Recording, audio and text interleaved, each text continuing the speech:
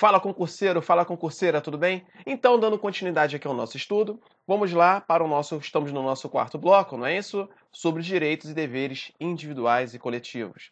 Então, dando continuidade, né, aos nossos princípios que nós vimos, nós estamos numa sequência de vida, liberdade, igualdade, já vimos propriedade, agora estamos batendo todos os incisos relacionados à segurança. Só um detalhe, quando você ler o artigo 5º da Constituição, você vai perceber o seguinte: os 5 princípios apontados no caput, eles são os fundamentos dos incisos. Por isso que nós estamos estudando dessa maneira. Eu estou fazendo referência a cada princípio que está previsto no caput, e em cima desses princípios eu estou estudando os incisos com vocês. Beleza? Então, dando continuidade ao nosso estudo, estamos agora em segurança, né? Vamos na segunda parte da segurança, chegamos em princípio da personalidade da pena. Esse princípio da personalidade da pena também é considerado, também é chamado do princípio da intranscendência da pena, tá? Você não pode transcender, tá? Por isso o princípio da ou personalidade da pena ou então intranscendência, beleza? Então olha só, ele é dividido em duas partes. Ele fala assim: nenhuma pena passará da pessoa do condenado. Ponto, paramos aqui. Então, quando nós estamos falando no aspecto penal, nenhuma pena passará da pessoa do condenado. Não pode um pai, por exemplo, assumir a punição de um filho, a penalidade que deveria ser imposta a um filho. Não pode uma mãe, da mesma maneira, assumir a penalidade que deveria ser imposta ao seu filho, à sua filha. Tudo bem? Entretanto, olha o que ele fala. Podendo a obrigação de reparar o dano, e a decretação de perdimento dos bens ser estendidos aos sucessores e contra eles executados, essa aqui é a palavrinha-chave, ó, até o limite do valor do patrimônio transferido. Então, pergunta clássica de concurso público é o seguinte: digamos que senhor fulano de tal, ele praticou ali um crime que ele trouxe um prejuízo de R$ 1 milhão, tá? Digamos então que um determinado político, ele roubou dos cofres públicos R$ 1 milhão. Entretanto, no momento da sua morte, o seu filho recebe R$ 500 mil por herança. Ou seja, ele recebeu a metade do valor do patrimônio roubado, tá? Aí vem a pergunta: antes do pai ser condenado, o filho, em razão disso não ter cumprido nenhum tipo de pena, o filho pode ser preso no lugar do pai? A resposta é que não pode, tá? Porque nenhuma pena passará da pessoa do condenado. Agora, a obrigação de reparar o dano, aquele R$ 1 milhão que o pai trouxe de prejuízo, o filho vai responder em qual montante? Vai responder até o limite do valor do patrimônio transferido. Então, se o pai praticou um determinado prejuízo aos cofres públicos de R$ 1 milhão e o filho só recebeu 500 mil, o filho vai ter que responder em cima de 500 mil. Beleza? Dando continuidade, quais são as penas proibidas e quais são as penas permitidas na Constituição? Então, aqui nós temos os incisos 46 e 47 da Constituição. O inciso 46, ele fala do princípio da individualização da pena, tá? Ou seja, ele vai falar de quais são as penas permitidas. Agora, o 47, ele fala das penas proibidas. E ele fala assim: a lei regulará a individualização da pena e adotará, entre outras, as seguintes. E nisso ele vai apresentar 5 alíneas. Então, vamos lá. Quais são as penas permitidas, né? Quais são as penalidades focadas no princípio da individualização da pena? Privação ou restrição da liberdade, perda de bens, multa, prestação social alternativa e suspensão ou interdição de direitos. Ou seja, essas daqui são as penas permitidas. Agora, quais são as penas proibidas? Não haverá penas de morte, salvo em caso de guerra declarada, caráter perpétuo, trabalhos forçados, banimentos e cruéis. Toma cuidado, porque um concurso público em geral, ele tem um costume de, quando fizer referência a as penalidades proibidas e permitidas, ele tem um costume de misturar os incisos, tá? Então, muitas das vezes, ele vai fazer perguntas sobre uma pena permitida e vai jogar, dentre as opções, as penas proibidas e vice-versa, beleza? Preste atenção do seguinte: nós vimos na nossa primeira aula, que uma das características focadas aos direitos e garantias fundamentais, uma das características era a relatividade. Por isso, dentre as penas proibidas, foi relativizado a pena de morte, porque a pena de morte ela pode ser aplicada em caso de guerra declarada. Perfeito? Então, Dando continuidade, e outra coisa, em que pese característica da relatividade, caráter perpétuo, trabalhos forçados, banimentos e cruéis, essas têm caráter absoluto. Beleza. E outra vertente do princípio da individualização da pena, nós temos aqui no inciso 48, que ele fala o seguinte: a pena ela será cumprida em estabelecimentos o quê? Distintos, tá? De acordo com a natureza do delito, a idade do apenado e o sexo do apenado. Preste atenção porque esse princípio aqui é de extrema importância. Por quê? Em razão do princípio da dignidade da pessoa humana, que é um dos princípios mor, que inclusive é um fundamento da República Federativa do Brasil, nós temos que entender o seguinte: natureza do delito. Como regra, lembrando que aqui é teoria, né? Na prática a gente sabe que muitas das vezes isso não é bem respeitado. Crimes que envolvam violência e grave ameaça não podem ficar no mesmo. Pessoas que praticarem esses crimes não podem ficar no mesmo estabelecimento, no mesmo local, cumprir pena no mesmo local de pessoas que praticaram crimes que não têm a violência ou grave ameaça, tá? Idade do apenado. Maiores de idade, né, não poderão ficar presos com menores de idade. E o sexo do apenado. Entenda, homem não vai ficar preso com mulher. Vamos lá. Agora, regras sobre prisão. Tá? Vou colocar aqui uma sequência de incisos relacionados às prisões. E detalhe, isso aqui costuma cair muito em prova. Tá? O primeiro inciso que nós vamos ver é o inciso 61, que fala o seguinte: como regra, ninguém será preso. Tá? Agora, quando que nós seremos presos? Em duas hipóteses, tá? Em flagrante delito ou por ordem escrita e fundamentada de autoridade judiciária competente. Toma cuidado porque algumas questões de concurso público, ela costuma trocar autoridade judiciária por autoridade policial competente, o que faz com que a questão esteja errada, tá? Agora, quando a pessoa será presa sem essas hipóteses aqui de flagrante delito ou ordem escrita e fundamentada de autoridade judiciária competente, nos casos de transgressão militar ou crime propriamente militar, assim definidos em lei. Beleza. Outro inciso importante também é esse aqui, ó.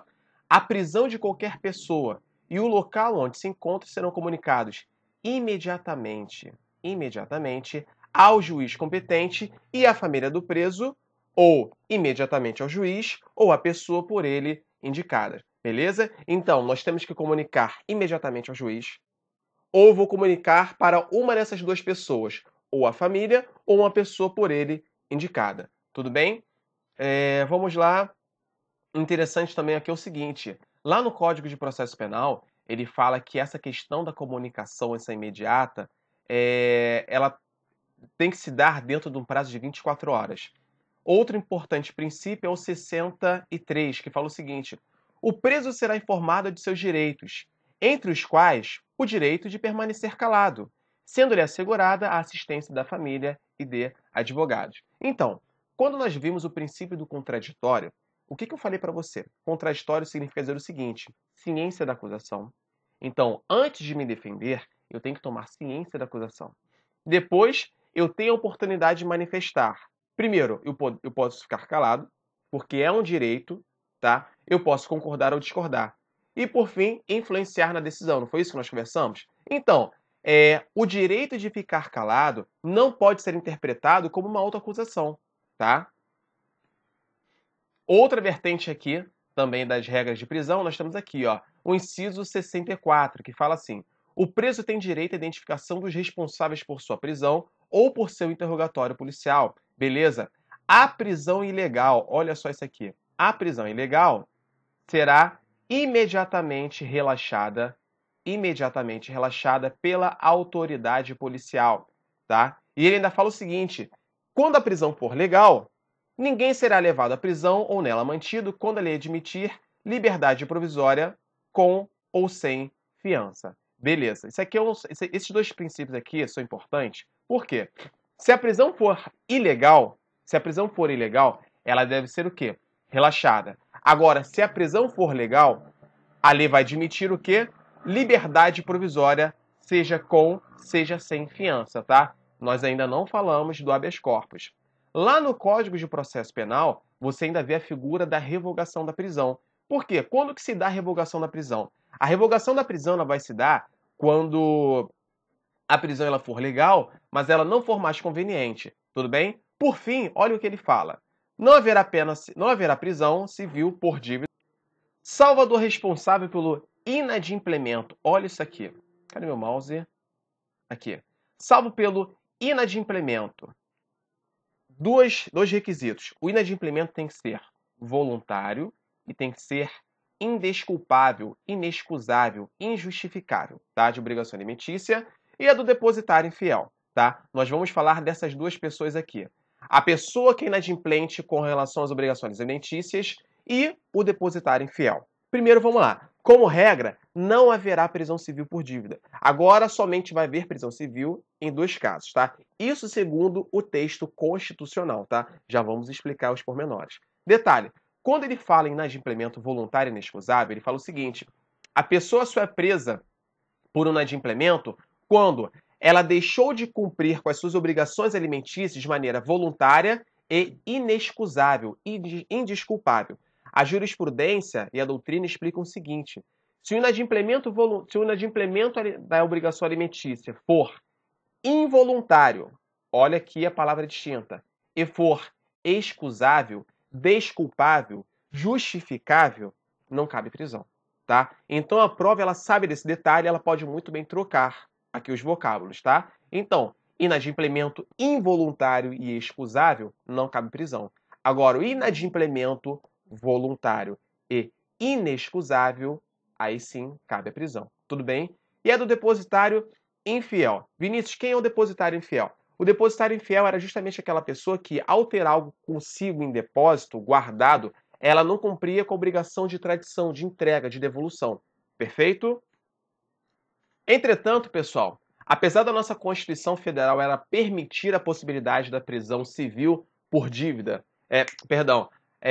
apesar da Constituição Federal ela permitir a prisão da pessoa que é inadimplente com relação às obrigações alimentícias e do depositário infiel, hoje o Supremo Tribunal Federal entende o contrário, por isso ele emitiu a súmula vinculante número 25, falando o seguinte: é ilícita a prisão civil do depositário infiel, qualquer que seja a modalidade do depósito. Isso se deu em razão de um tratado internacional que o Brasil faz parte. Beleza? Vamos lá. Extradição. Chegamos no momento da extradição. Isso aqui é muito importante. Vinícius, o que seria extradição? A extradição nada mais é do que um acordo internacional de cooperação entre estados soberanos, tá? Ou seja, com a extradição é permitido com que um estado soberano entregue para um outro estado soberano uma determinada pessoa para ela ser responsabilizada por algum crime que ela cometeu. Olha o que diz o inciso 51 e olha o que diz o inciso 52 da nossa Constituição. Como regra, nenhum brasileiro será extraditado.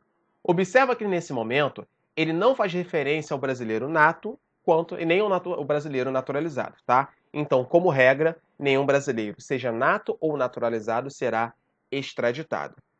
Entretanto, ele vai excepcionalizar falando o seguinte: salvo o brasileiro naturalizado. Opa, para o naturalizado eu vejo uma exceção. Agora ele fala: se for o caso de um crime comum, o que seria crime comum? Qualquer crime lá do Código Penal, tá? Praticado antes da naturalização, aí sim cabe extradição. Ou de comprovado envolvimento em tráfico ilícito de entorpecentes e drogas afins na forma da lei. E a lei vai dizer o seguinte: cabe extradição do brasileiro nato nos casos de tráfico ilícito de entorpecentes e drogas afins, seja antes ou depois da naturalização. Perfeito? Então, como regra, nenhum brasileiro será extraditado, exceto o naturalizado. E ele fala, em dois casos: se for praticado um crime comum, o brasileiro nato só pode ser extraditado quando esse crime foi praticado antes de se tornar um brasileiro. Agora, no caso de tráfico ilícito de drogas, que seja praticado antes, que seja praticado depois, esse brasileiro naturalizado, ele pode ser extraditado. Mas toma cuidado pelo seguinte: o inciso 51, como regra, ele fala: nenhum brasileiro será extraditado. Se você simplesmente ler todo o conjunto dele, qual é a sua conclusão? Brasileiro nato não é extraditado. Como regra, fica com esse pensamento, tá? Entretanto, se a questão de prova ela for um pouco mais inteligente, se o examinador quiser te puxar um pouquinho mais, ele pode fazer o seguinte comentário, tá? Ele fala assim: digamos que a França tenha solicitado ao Brasil a extradição de um brasileiro nato. O Brasil vai extraditá-lo? Resposta: não. Agora vamos inverter?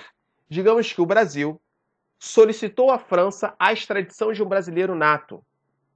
Essa extradição pode ocorrer? Pode. Estamos falando da extradição ativa e da extradição passiva. A extradição passiva é o que nós estamos lendo aqui. Nenhum brasileiro será extraditado. Ou seja, quando algum Estado estrangeiro solicitar ao Brasil a extradição de um brasileiro nato, o Brasil não vai mandar. Agora, se nós invertermos, se o Brasil, de maneira ativa, de maneira agente, solicitar ao Estado estrangeiro a extradição de um brasileiro nato, aí sim cabe extradição. Beleza? Por fim, não será extraditado, aqui ó, não será concedida extradição de estrangeiro em 2 casos, por crime político ou de opinião. Inclusive, lá no artigo 4º da Constituição, ele fala o seguinte: um dos princípios que rege a relação internacional, lá no inciso 10 é o quê? A concessão de asilo político. Beleza? Beleza, então aqui, conforme já explanado, né, existem 2 formas de extradição: a extradição ativa e a extradição passiva. A extradição ativa é quando o Brasil pede para um outro Estado a extradição de alguém, e a extradição passiva é quando algum país pede para o Brasil a extradição de alguém, tá? Neste caso, o alguém é um brasileiro nato, perfeito? Vamos lá? Princípios que regem a extradição. Também é interessante nós estudarmos esse tema aqui pelo seguinte: não basta haver o pedido de extradição. Nós temos que respeitar alguns princípios, alguns fundamentos, tá? Então vamos lá. O primeiro princípio que nós temos que ver é o princípio da reciprocidade. O que é o princípio da reciprocidade?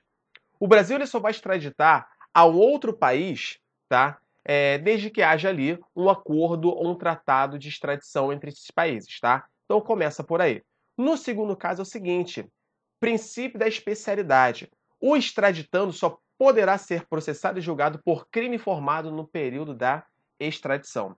Beleza? Então, nós temos que entender o seguinte: quando um Estado estrangeiro solicita ao Brasil a extradição de um determinado brasileiro, neste caso o naturalizado, em razão do princípio da especialidade, ele tem que informar qual é o crime que o brasileiro praticou. Perfeito? E nisso, mais um princípio, nós temos o da comutação da pena. O país requerente deverá firmar um compromisso de comutar a pena prevista em seu país quando a pena for aplicada, quando a pena ser aplicada for proibida no Brasil. Já vou explicar tudo isso aqui no enredo, tá? Por fim, dupla tipicidade ou dupla incriminação. Só se extradita se a conduta praticada for considerada crime no Brasil e no país requerente. Então vamos lá. Em razão do princípio da reciprocidade, deve haver um acordo, um tratado internacional versando sobre a possibilidade de extradição entre os países. Segundo, em razão do princípio da especialidade, no momento em que é solicitada a extradição, deve ser informado qual foi o crime praticado, se foi um crime comum ou se foi um crime de tráfico ilícito de drogas e entorpecente. Beleza? Com relação à comutação da pena, é o seguinte: com relação à penalidade, nós temos que observar o seguinte: será que a pena a ser imposta também é prevista no país?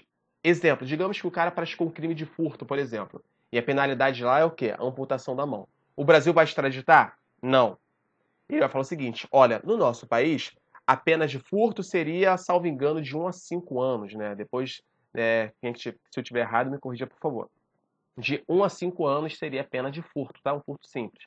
Lá, amputação da mão. O Brasil vai extraditar? Não. Por fim, dupla tipicidade ou dupla incriminação. O Brasil só extradita essa pessoa se a conduta praticada também for considerada crime no Brasil, assim como é praticado crime lá no país requerente. Perfeito?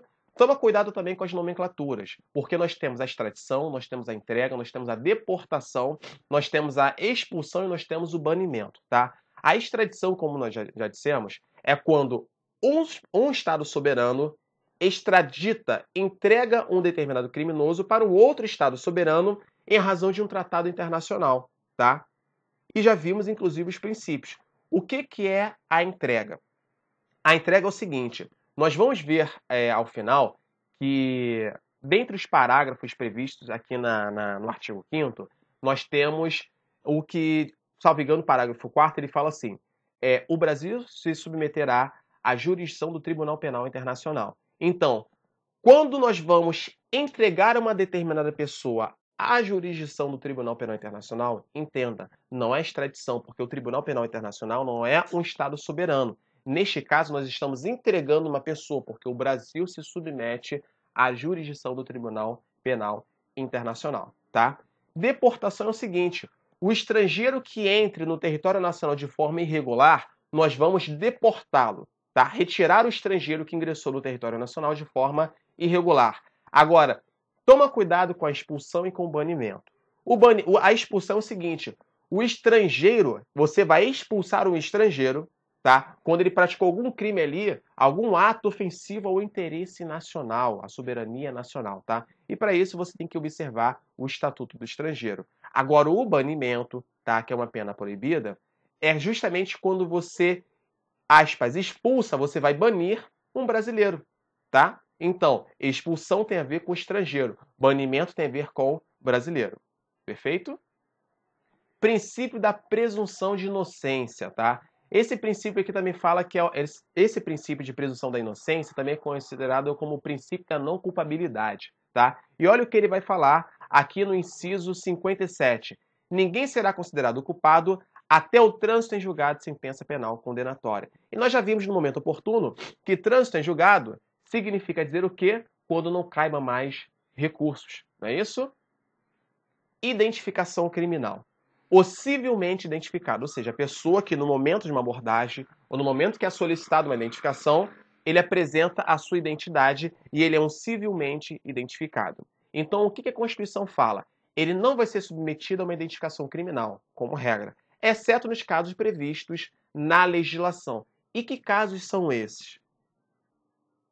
Os casos são os previstos na Lei 12.037 de 2009, né? Eu não vou apresentar aqui todos os casos, mas eu coloquei aqui só alguns que estão previstos no artigo 3º da referida legislação, tá?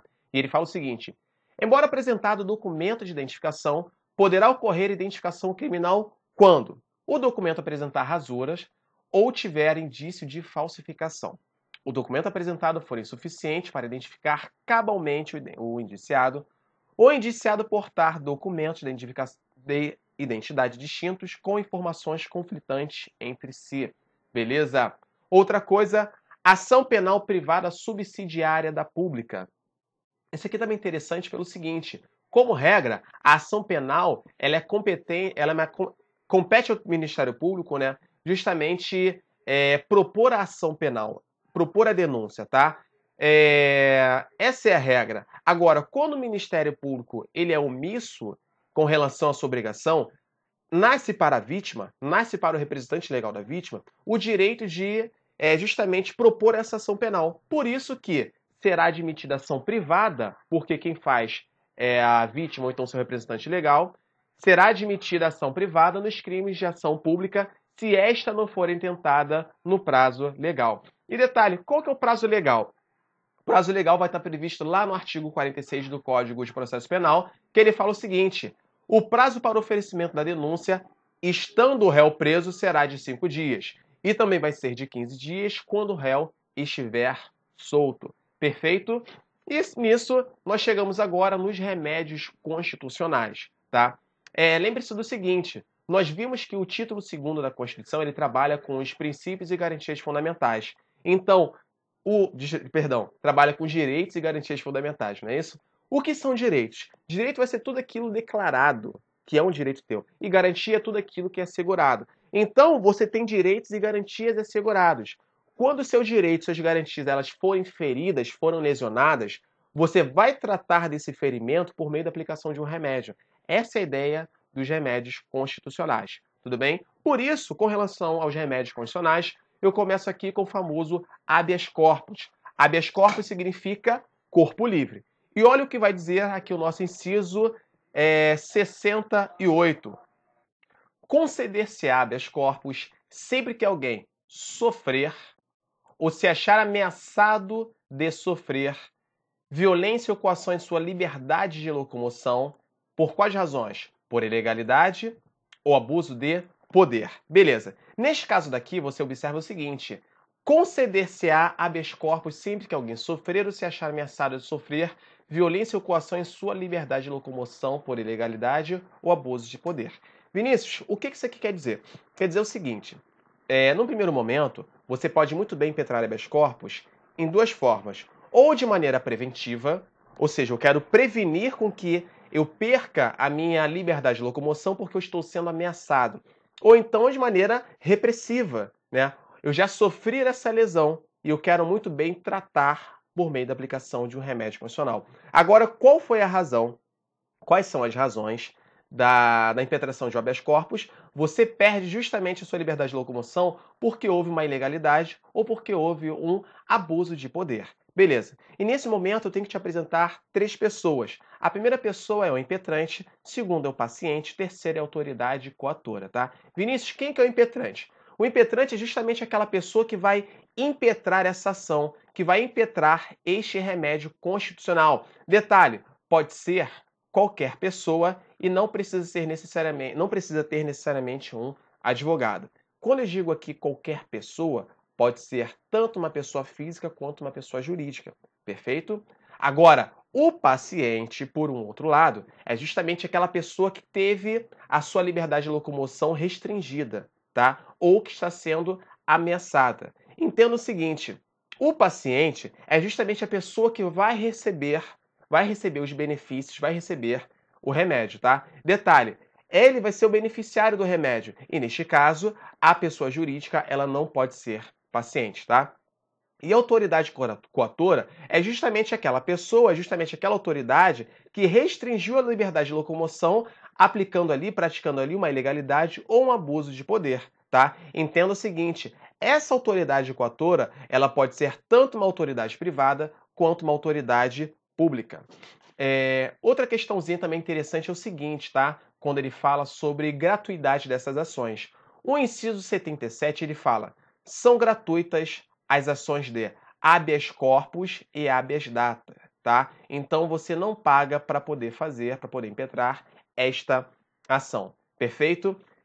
Só mais um detalhe, o artigo 142, parágrafo 2º da Constituição fala o seguinte, não caberá habeas corpus em relação às punições disciplinares militares, tá? Por um outro lado, o STF ele tem admitido a aplicação desse remédio quando essas punições militares elas tenham ferido as questões de legalidade, tá? Então, o STF tem admitido o remédio constitucional quando impetrado por razões por ilegalidade da prisão militar. Vinícius, me dá um exemplo? Claro. Digamos que determinada prisão militar ela tenha por período de aplicação de 10 a 30 dias. E nisso a autoridade vai lá e aplica em 40. Essa prisão se tornou ilegal, sendo passível assim a impetração de habeas corpus. Tá? Mais um detalhe, não cabe habeas corpus para penas pecuniárias, para multas, para advertências ou para processos administrativos disciplinares e também para processo de impeachment, tá bom? Observa que essas penalidades que nós estamos vendo nesses processos, eles não visam restringir a liberdade da pessoa, tá? Agora, por um outro lado, a jurisprudência tem admitido a impetração de habeas corpus justamente para impugnar determinadas provas que são consideradas ilícitas num processo, ou quando houver excesso de prazo na instrução processual penal. Este caso nós chamamos de habeas corpus trancativo, tá? Você quer trancar o inquérito policial, quer trancar a ação penal. Perfeito? Por fim, a autoridade judiciária, né, o magistrado, pode conceder habeas corpus de ofício. Chegamos agora em habeas data. Habeas data significa, habeas é livre, data significa informação. E ela é prevista em duas hipóteses, tá? O artigo 5º, inciso 72, ele fala o seguinte, conceder-se-á habeas data em quais casos? Primeiro, assegurar o conhecimento. Eu quero ter acesso a determinada informação. Só que não é qualquer informação, é uma informação relativa à pessoa do impetrante. É uma informação personalíssima, tá? E quando essa informação ela estiver constante em registro ou banco de dados de entidade governamental ou de caráter público. Toma cuidado porque nessa parte a banca do concurso público ela costuma dizer que também é privada, tá? O que não é o caso.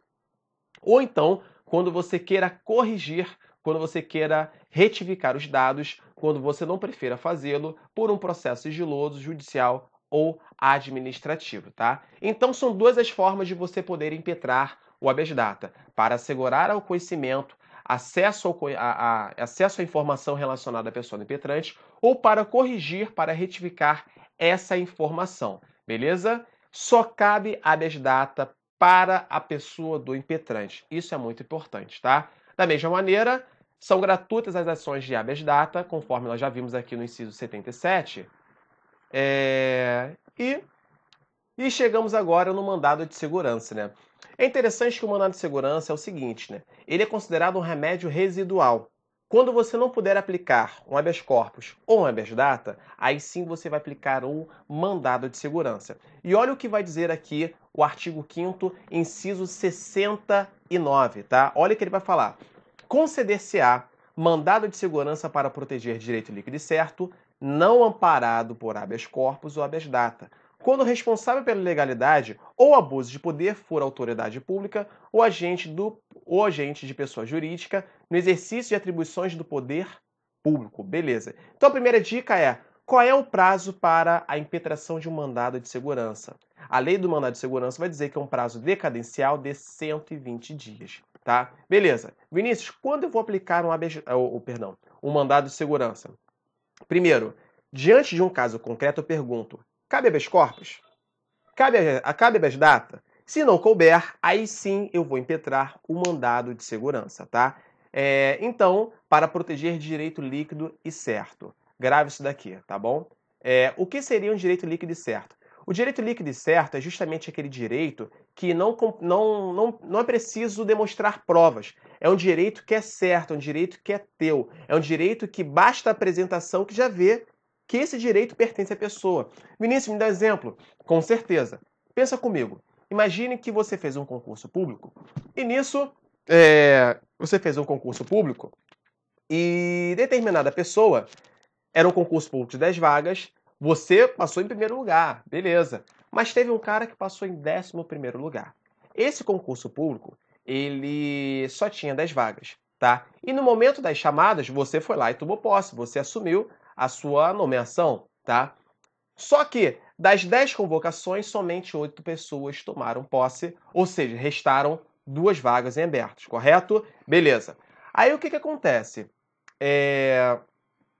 As vagas que ficaram abertas, elas deveriam ser passadas para o 11º e para o 12º. Mas gera um problema. Imagine que no momento da convocação, o 11º ele é preterido. Chamam o 12º e chamam o 13º.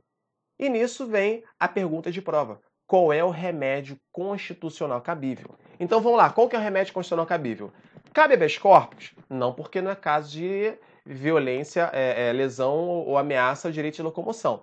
Cabe habeas data? Bom, eu não quero ter acesso a uma informação minha, tá? Eu não quero ter acesso a uma informação particular. Então cabe o quê? Mandado de segurança, tá? Essa é a primeira dica. A outra dica é: digamos que você compareceu em um determinado setor público e solicitou um documento, uma certidão, que é um documento que consta uma informação. Qual é o remédio constitucional cabível caso o órgão público negue o acesso a esse documento? Qual é o remédio cabível? O remédio cabível é justamente o mandado de segurança. Não é o habeas data, porque o habeas data ele traz o acesso à informação. E você não quer informação somente, você quer uma informação que esteja presente num documento. O que você quer é um documento, tá? Então cabe mandado de segurança, tá? É interessante também o seguinte: o próprio artigo 5º ele fala no inciso 70, no caso do mandado de segurança coletivo. Ele aqui não explica o que é um mandado de segurança coletivo, mas não precisa. Por que ele não precisa? Porque o inciso anterior ele já explicou o que é mandado de segurança. Mas entenda, o mandado de segurança é coletivo porque ele vai ser impetrado por determinadas pessoas para determinados grupos, tá? Então entenda.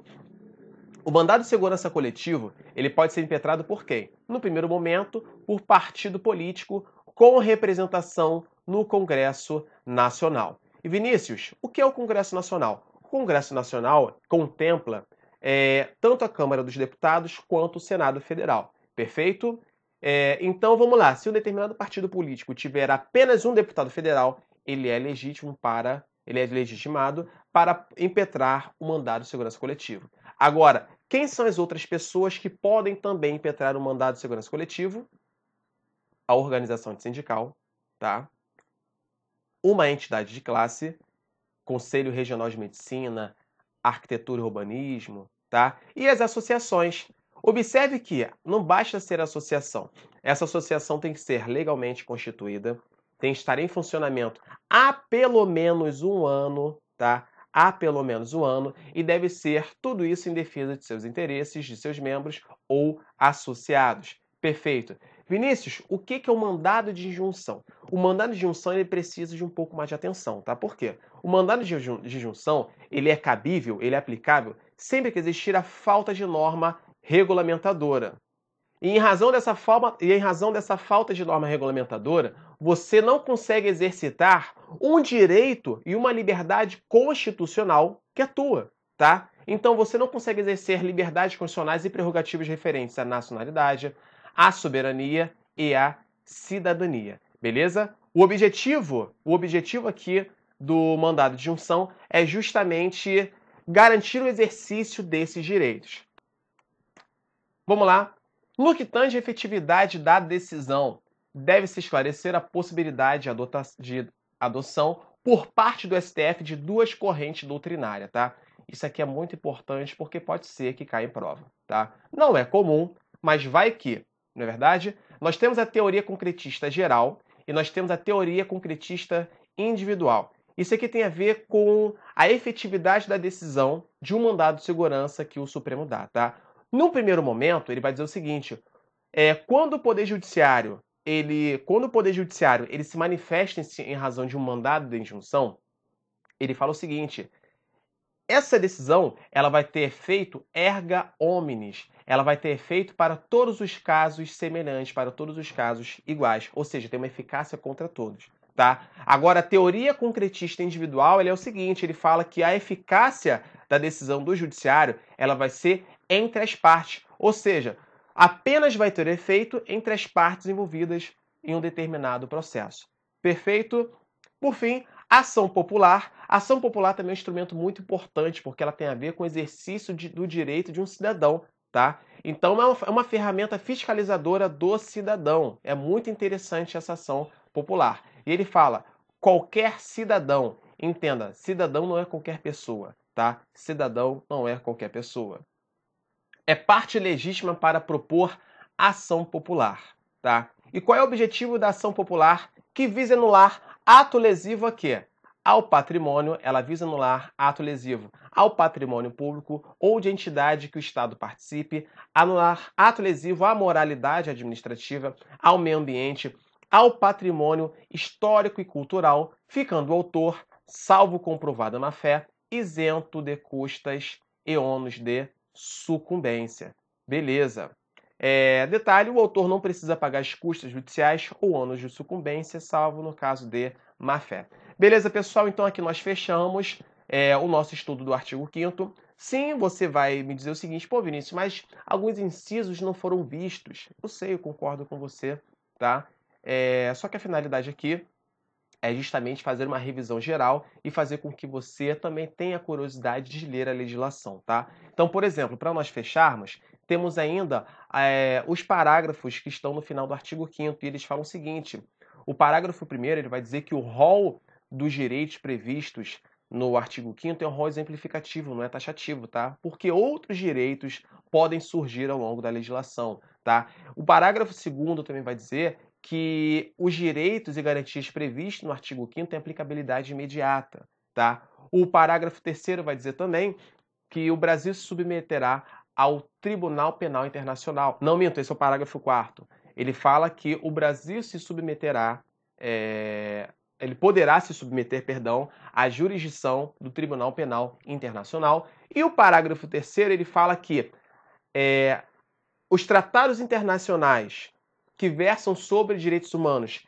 que seguirem todo o procedimento de aprovação de uma emenda constitucional, eles terão força de emenda constitucional. Beleza? Pessoal, dê uma lida, por favor, aqui no artigo 5º. Ele é de extrema importância para a sua aprovação no concurso. Beleza, pessoal? Um forte abraço. Compartilhe esse vídeo, me ajuda com esse projeto, tá? Porque eu estou pensando aqui justamente em compartilhar com você o conhecimento jurídico e te ajudar na aprovação do seu concurso. Perfeito, pessoal? Um forte abraço. Até mais.